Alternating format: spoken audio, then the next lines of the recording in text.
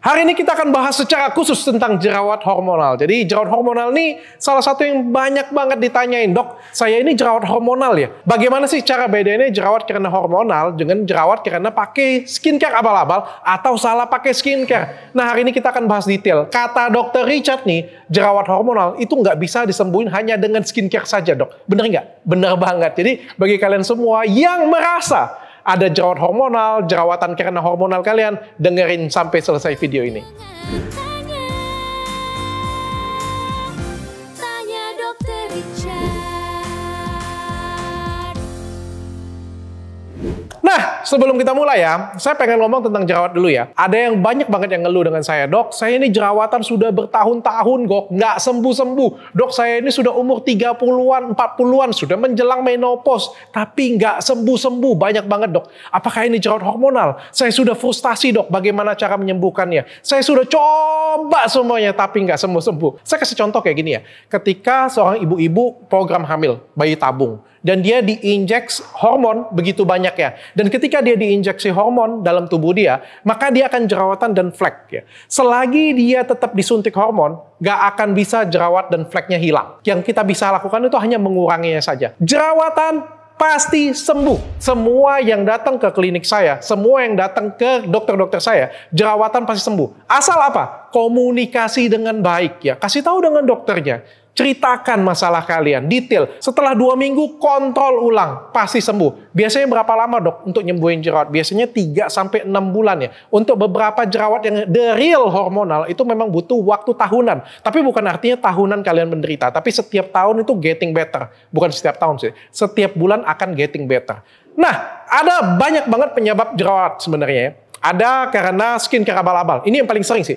Sebenarnya kalau di luar negeri itu penyebab jerawat yang paling banyak itu adalah hormonal sebenarnya. Itu jelas. Karena jerawat sendiri itu sebenarnya terjadi karena reaksi hormonal. Hormonal yang tinggi akan menyebabkan kelenjar sebum yang lebih aktif. Sehingga apa? Potensi terjadinya jerawatnya itu lebih tinggi. Tapi kalau di Indonesia itu negaranya spesial. Konoha memang selalu spesial ya. Karena skincare abal-abalnya banyak, skin barriernya rusak sehingga terjadi jerawat. Biasanya kalau pakai skincare-nya bagus, tapi kalau dilepas terjadi beruntusan dan jerawatan. Ini kasusnya jauh lebih banyak daripada hormonal sebenarnya. Ada juga yang kombinasi dua-duanya. Kebetulan karena pakai skincare abal-abal dan kebetulan karena hormonalnya juga, jadi kombinasi berdua. Jadi sembuhinnya gimana? Dua-dua penyebabnya harus diatasi sehingga baru bisa sembuh. Atau yang ketiga, nah ini yang paling ringan, salah pakai skincare, the real skincare yang BPOM. Kayak gitu ya. Jadi bukan karena skincare abal-abal, tapi karena salah nggak cocok aja pakai skincare tersebut karena salah satu ingredientnya dia alergi. Nah, tapi hari ini kita pengen bahas tentang jerawat hormonal aja nih. Bagaimana cara bedainnya, dok, supaya kita nih bisa sembuh. Ya jangan dibohongin terus. Paling nggak saya dapat ilmu dasar dari dokter. Nah, jerawat hormonal itu punya ciri-cirinya.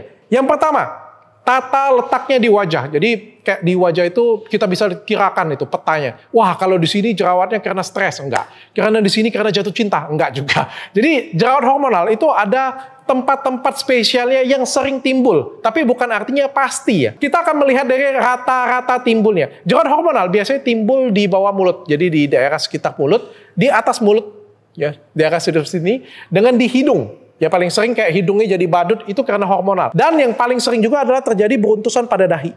Ya, biasanya jerawat hormonal itu sebenarnya jarang terjadi pada pipi. Jarang bukan artinya tidak ya. Dan jerawatan hormonal yang khas banget itu ada di daerah sekitar leher sini.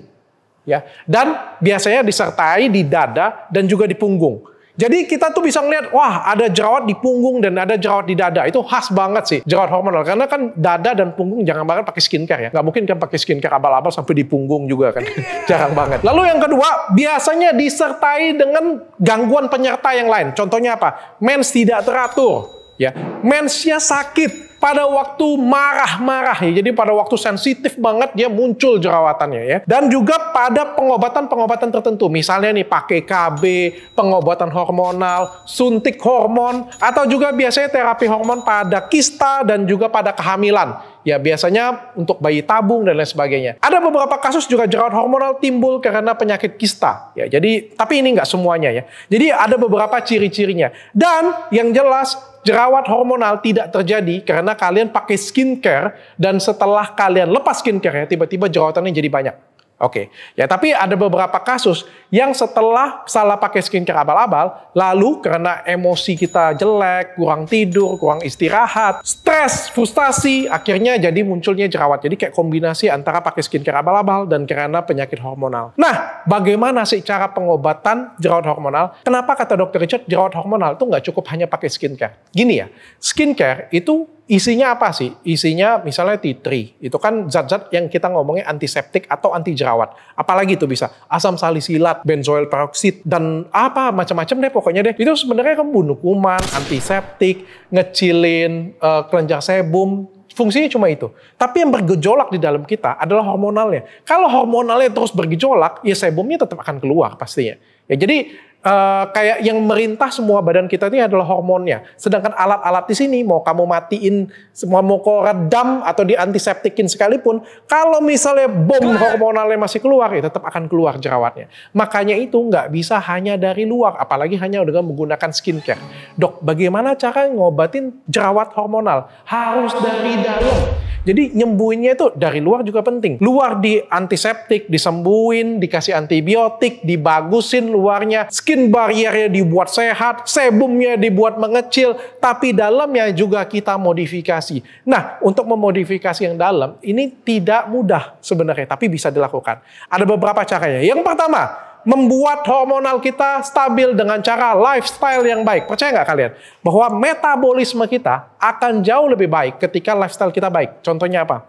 Tidur dengan teratur. Tidurnya jam 9 sampai juga jam 6 pagi. Atau 7 jam, 8 jam tidur yang berkualitas. Kebanyakan, ini ada penelitiannya, kurang tidur bisa nyebabin jerawat. Karena apa? Karena kalau kamu kurang tidur, hormonal kamu tuh benar-benar bergejolak banget. Jadi kalau misalnya kita lifestyle-nya bagus, biasanya hormonal kita nanti akan tenang sendiri. Salah satunya juga menerima keadaan kondisi tubuh kalian. Wah, aku terlahir gendut nih. Wah, aku terlahir dengan acne prone nih. Aku terlahir dengan pori-pori besar nih. Aku terlahir dengan wajah yang mudah berjerawatan karena orang tua aku jerawatan.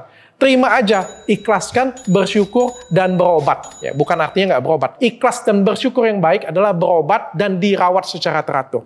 Yang kedua, pada umur tertentu sebenarnya akan sembuh sendiri. Jadi kalau hormonal seperti ini ya, sebenarnya itu ada periodenya yang nanti hormonalnya dia akan stabil sendiri. Ya, jadi kapan itu? Nggak ada yang tahu. Bisa terjadi pada umur 20, bisa terjadi pada umur 30, bisa terjadi pada umur 40, bisa terjadi pada umur 50. Depends banget. That's why makanya ada orang yang jerawatan banget umur belasan, umur 20-an, umur 32, tiba-tiba nggak ada jerawat lagi. Padahal itu di saat dia sudah frustasi, nggak pakai skincare apa-apa, stop semuanya. Kenapa? Karena memang pada umur tertentu hormonalnya akan stabil sendiri. Yang ketiga, infus akne. Jadi ini pengobatan khas saya. Jadi menurut saya ini salah satu yang paling efektif selain obat makan pastinya. Ada kandungan vitamin A dan beberapa vitamin yang lainnya akan memaintenance hormonal kita dari dalam. Banyak banget pasien saya yang tadinya itu setiap kali mau menstruasi muncul jerawat, setiap kali mau stres muncul jerawat, kurang tidur muncul jerawat. Setelah infus akne, dia akan lebih stabil. Tapi infus akne itu butuh beberapa kali sampai level hormonal dalam tubuh kita itu jadinya balance ya, jadinya lebih stabil baru di stop. Dok, kenapa ada orang yang nggak mudah jerawatan kok? Nggak mudah muncul flek? Padahal sebenarnya menstruasi dia juga nggak jelas dok. Kadang timbul lebih cepat, kadang terlambat, kadang nggak datang. Tapi dia baik-baik saja dok. Ada juga dia nggak tidur 3 hari dok. Tapi nggak ada jerawat, mulus-mulus aja wajahnya. Aku dok, tidur 6 jam aja, ngurang 1 jam aja dari 1 hari. Itu bisa timbul jerawatan banyak. Stres dikit aja, timbul jerawat banyak. Patah hati aja dok, waduh jerawatku sudah banyak banget. Kenapa seperti itu? Karena setiap orang itu dilahirkan dengan hormonal yang berbeda-beda. Kalau saya ngomong itu ya, hormonal itu seperti air di dalam gelas. Ada orang yang gelasnya kalian bawa dan kalian goncang airnya bagaimanapun juga, maka airnya nggak tumpah sama sekali. Dan berbahagialah orang seperti itu punya ya. Jadi kayak dia punya level toleransinya itu tinggi. Sehingga dia nggak tidur, stres, kecapean, menstruasinya terlambat, kacau, juga baik-baik saja, nggak muncul jerawat sedikit pun. Ada juga orang yang sensitif banget, digoyang sedikit aja, itu jadinya jerawatan. Tapi tenang aja, sebenarnya semua permasalahan ini kita bisa modifikasi. Tentunya kan kita pasti ada kelebihan, pasti ada kekurangan. Hormonal yang bergejolak itu punya kelebihan masing-masing. Dan sebenarnya yang paling penting itu adalah kita mensyukuri. Ya mau kayak gimana lagi? Mau protes dengan Tuhan? Datang ke Tuhan, Tuhan, kenapa kau memberikan cangkir ke saya seperti ini Tuhan? Nggak bisa. Saya pun juga dulu berjerawat. Tapi sebenarnya apapun masalahnya, minumnya teh baru. Itu sebenarnya bisa dicarikan solusi sehingga pasti akan sembuh. Ini bukan penyakit COVID aja bisa sembuh. Masa jerawat nggak bisa sembuh sih? Yang keempat, sama seperti infus. Kalau infus dimasukin lalu pembuluh darah. Sebenarnya simpel banget. Yang keempat ini adalah dengan obat makan pengganti infus akne tadi. Salah satu obat yang paling sering dikasih adalah vitamin A. Vitamin A, beberapa dokter, saya juga setuju sih, bahwa bisa mengecilkan kelenjar sebum, tapi makannya cukup lama, sampai 6 bulan. Konsumsi vitamin A jangka panjang memang katanya bisa mengeringkan rahim ya. Memang benar, salah satu efek sampingnya itu. Makanya menggunakan vitamin A itu tidak boleh dalam keadaan hamil. Ya, tapi ini adalah salah satu opsi untuk mengecilkan kelenjar sebum. Walaupun saya sendiri juga nggak begitu suka ya. Saya lebih suka vitamin A dosis rendah dan jangka waktunya nggak sepanjang sampai dengan 6 bulan. Penggunaan vitamin A jangka panjang di Indonesia ini dipakai oleh beberapa spesialis kulit. Tapi tidak ada satupun vitamin A dosis tinggi yang sudah BPOM di Indonesia. Dan juga saya merasa vitamin A ini awal-awal dipakainya itu biasanya breakout semua wajahnya. Jadi keluar semua jerawatannya, biasanya 2 bulan jerawatnya gede-gede, baru habis itu bagus. Dan saya nggak begitu suka sih. Sensasi pada waktu kita makan obatnya juga nggak begitu enak ya, seperti ada pusing, mulut kering, dan lain sebagainya. Dan juga penggunaan obat ini nggak bisa di stop di tengah-tengah. Jadi kayak kalau misalnya saya nih ya pakai Pure Skin ya, atau pakai Fair Skin ya, untuk ngobatin jerawat ya. Biasanya kalau misalnya dia berhenti di tengah-tengah tuh nggak terjadi apa-apa. Tapi kalau penggunaan vitamin A, dosis yang besar, begitu berhenti akan jerawatan masih semua wajah lagi ya. Jadi saya nggak sepakat. Kalau saya lebih suka infus akne. Kenapa? Infus akne itu vitamin A-nya nggak tinggi-tinggi banget. Tapi sebenarnya bermanfaat untuk tubuh kita maintenance, dan kalau misalnya dia sudah 3 kali stop juga nggak jadi masalah. 5 kali stop juga nggak jadi masalah. Tapi yang kalau 1 kali pastinya nggak ada hasil. Baru ngerasain efeknya aja. Yang kelima, tadi kan dari dalam sudah. Dari luar, laser untuk sebum. Jadi laser untuk sebum itu penting banget untuk ngecilin sebumnya. Jadi hormonalnya gejolak kayak gimana pun juga, tapi kalau alatnya itu ngeluarinnya kecil, tetap akan keluar sih, nggak mungkin nggak keluar. Kita nggak mungkin bisa menghilangkan pori-pori kita. Kita nggak mungkin buat wajah kita ini nggak berminyak sama sekali. Tapi mengurangin bisa. Dan ketika itu berkurang, hormonalnya perbaikan, maka berasa banget di wajah kita yang tadinya mudah jerawatan hormonal, ini jadi lebih better banget. So, lakukan laser 2 minggu sekali untuk ngecilin sebum kalian. Dan laser sebum ini, itu juga efeknya selain untuk menghilangkan sebum atau mengurangi timbulnya jerawat, juga bisa mematikan kuman-kuman di dalam pori-pori kalian dan ngecilin pori-pori kalian. Yang keenam, chemical peeling. Jadi chemical peeling ini juga bermanfaat banget untuk ngangkat kulit mati. Kalau kulit matinya diangkat, kulitnya jauh lebih bersih, kulitnya jauh lebih sehat. Skin barriernya juga jadi lebih sehat. Pertahanan tubuhnya bagus. Sehingga apapun yang masuk ke dalam tubuh kita, kita nggak mudah jadi sakit. Jadi peeling, laser, sama diimbus dari dalam tubuh. Yang ketujuh, menggunakan krim wajah yang benar. Ya, jadi kalau saya sukanya krim wajah yang bikin calming, yang nggak bikin wajah kita itu merah. Saya nggak begitu suka sih pakai krim jerawat yang pakainya kayak, jadi mukanya merah merona kayak udang rebus kayak gitu, dan kulit kita jadi tipis. Jadi sekali lagi prinsip saya nyembuhin jerawat itu adalah membuat wajah kita tuh jadi lebih sehat, jadi lebih tebal kulitnya, sehingga jadi kayak antibody, tahan banting kayak gitu ya. Bukan buat kulit kita tuh jadi merah, jadi tipis, sehingga ya akhirnya mudah terjadi jerawat pastinya ya. Jadi nyembuhin jerawat dengan mengelupaskan kulit terlalu berlebihan. Jadi saya nggak begitu sepakat dengan menggunakan krim wajah yang buat wajah itu jadi lebih tipis ya. Dan bagi kalian semua yang punya jerawatan hormonal atau jerawat apapun ya, berobatlah dengan intens, dengan komunikasi. Jadi berobat jerawat itu bukan hanya dengan skincare. Apalagi kalau misalnya kalian beli skincare di drugstore atau dari reseller, nggak akan bisa sembuh. Kalau misalnya tipe wajah kalian itu mudah berjerawat, yes oke. Tapi kalau misalnya wajah kalian sudah jelas jerawatan, silakan cari dokter kalian, komunikasikan dengan baik. Kenapa? Menyembuhkan beda dengan merawat. Skincare untuk merawat. Sedangkan untuk jerawat itu harus disembuhkan dengan menggunakan krim dari dokter.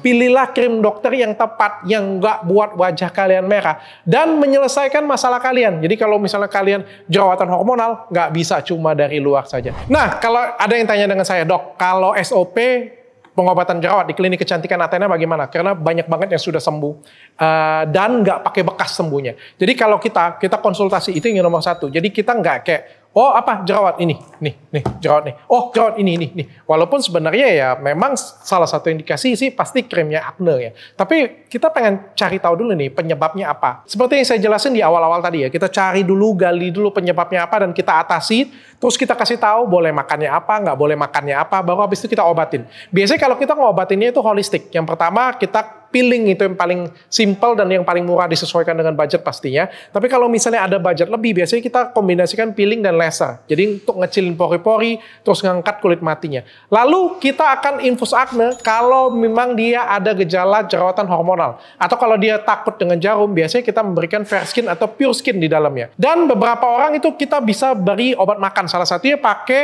Hand Acne and Glow. Ini Hand Acne and Glow, ini adalah minuman kolagen satu-satunya yang paling kaya akan kolagen. Jadi kolagennya itu ada 12.000 international unit, paling tinggi, dan di dalamnya juga ada DNA salmon. Jadi pas makan, dia menghilangkan jerawat, sekaligus juga ngilangin bekas jerawat secara bersamaan. Karena banyak banget kan pasien itu yang bilang, dok saya jerawatan, begitu jerawatnya agak kempes langsung bilang, dok kayak gimana cara ngilangin bekas jerawatnya. Nah, kalian konsumsi Hand Slim and Glow lagi, Hand Acne and Glow, itu bisa menghilangkan jerawat sekaligus menghilangkan bekas jerawat secara bersamaan. Ya, sekaligus pakai skincare-nya. Kalau saya rekomen pakai Goddess Skin ini karena kalau pas dipakai itu wajah itu nggak pakai merah dan cepet banget sembuhnya jerawat.